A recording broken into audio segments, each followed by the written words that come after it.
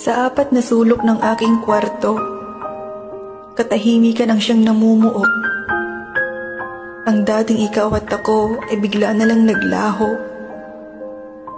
Tanging naiwan na lang ay ang salitang ako. Paano nasira ng ganito?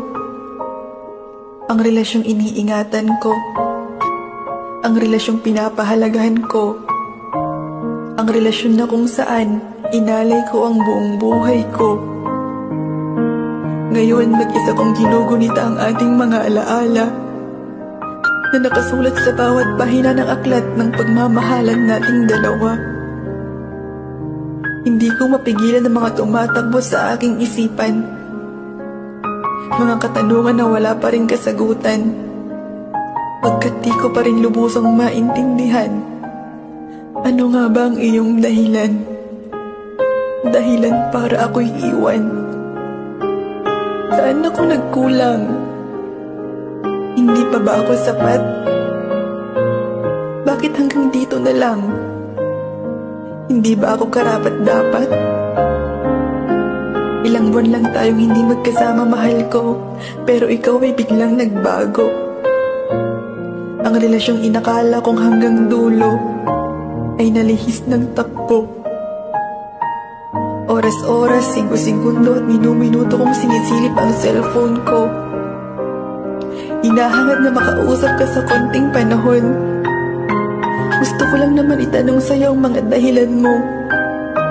Dahilan para bitawan ako. Paulit-ulit na gumugulo sa isipan ko ang mga katagang binigkas mo. Itigilan natin ang ating ugnayan at wala nang dapat ipaglaban. Nang marinig ko ito, nanikip ang dibdib ko. Tila mundo ko ay biglang gumuho. Unti-unting pinapatay ng mga katagang ito ang puso ko, na para bang hinihiwa ng kutsilyo hanggang sa magkapira-piraso.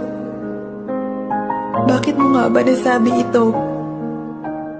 Kailan lang masaya pa tayo? Batid ko naman ni maligaya ka sa piling ko. Batid ko naman na mahal mo din ako pagkat ramdam ko ito. Pero mahal ko, bakit bigla kang nagbago? Nagkulang ba ako? Di ba ibinigay ko naman lahat sa'yo? Lahat ng meron ako, lahat inalay ko, lahat ginawa ko, lahat sinakripisyo ko, dahil lahat ng ito ay para sa'yo. Pero hindi pala sapat ang lahat ng ito para manatili ka sa piling ko.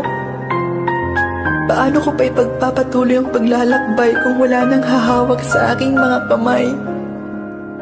Paano ako titingin ng diretso sa pangarap ko kung ang kaisa-isang pangarap na tinitignan ko ay naglaho? Paano ako ngingiti sa mga problema ko kung ang dahilan ng pangiti ko ay lumayo? Paano pa ako gigising sa umaga kung sa pagdilat ng aking mga mata, kasabay ng pagtanggap sa katotohanan na talagang wala ka na?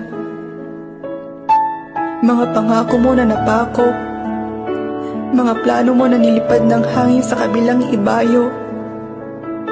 Hindi ko dapat pinanghawakan ng mga ito para hindi sana nasasaktan ng ganito. Salitang hindi kita iiwan, isa palang kabaliwan.